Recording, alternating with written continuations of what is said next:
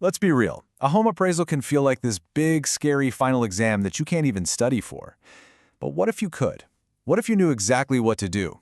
Nailing your appraisal can mean thousands, even tens of thousands of dollars in your pocket. Getting it wrong? Well, that can completely derail a sale or a refinance. So, let's dive into the secrets to making sure your home's true value gets recognized. All right, here's our game plan. First, we're going to pull back the curtain on the two biggest mistakes that trip up almost every homeowner.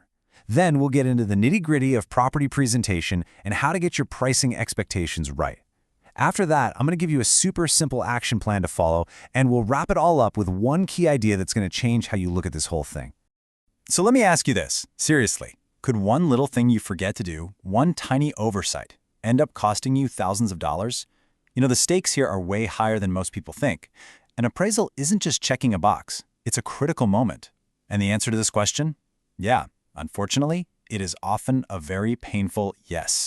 And we are not talking about a little bit of money here. A low appraisal can create a gap of $10, $20, even $30,000 or more. That's the kind of number that blows up a deal, forces you back to the negotiating table, or just completely crushes your plans to refinance. This is real money that's on the line. Okay, so let's get into it.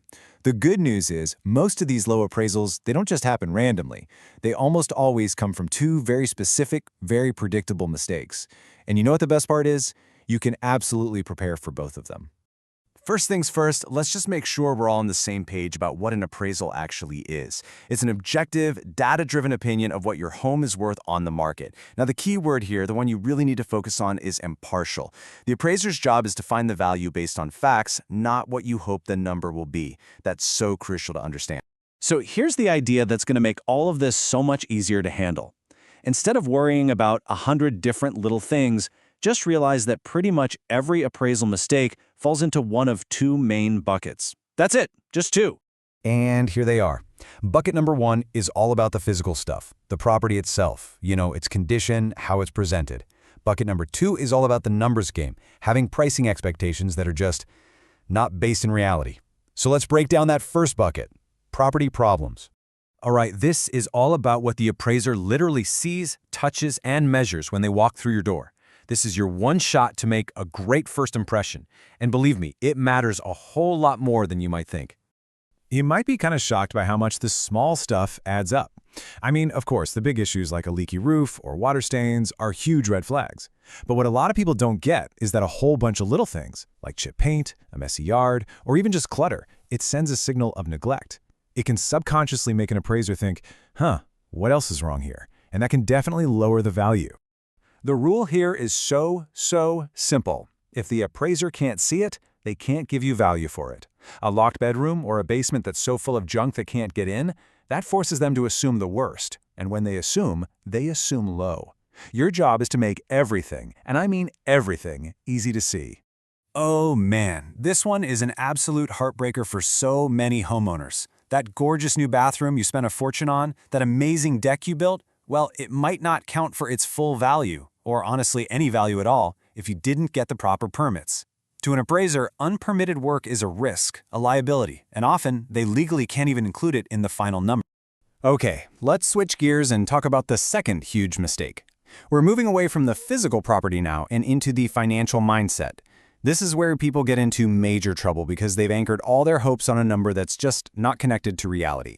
To avoid these pricing mistakes, it all comes down to one single word: cops. This is everything. This is the absolute foundation of an appraisal. An appraiser doesn't just pull a number out of thin air. They figure it out by comparing your home to other similar homes that have sold recently, right there in your area. And trust me, the difference between a good comp and a bad one is night and day. A good comp is basically your house's twin. It's about the same size, in the same condition, in the same neighborhood. A bad comp, that's like comparing your house to a giant luxury mansion in a different town, or a foreclosure down the street. If you're relying on bad comps, you are setting yourself up for a big disappointment. This is such a classic mistake. You might have put an $80,000 top-of-the-line kitchen into your home, and that's great. But if every other house on your block has a $20,000 kitchen, you are not going to get an $80,000 bump in value. It's called overbuilding, and the market almost never pays you back dollar for dollar on that. Okay, so we've laid out the two biggest pitfalls. But now for the best part, the solution. You actually have way more control here than you think, and the action plan to get ready is surprisingly straightforward.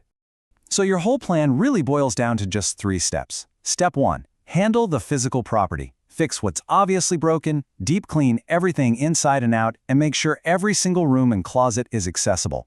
Step 2. Document your value. Get all your permits together, make a list of your major upgrades and when you did them. And finally, Step 3. Do a sanity check on the numbers. Look at real comps yourself so you go into appraisal day with realistic expectations. No nasty surprises. All right, we've walked through the problems, we've walked through the solutions, but what is the single most important mindset shift you can make? Well, it all comes down to really, truly understanding what the appraiser is there to do. This quote right here, this says it all. An appraiser isn't there to fall in love with your home's potential. They are there to document and measure and value what exists today, right now.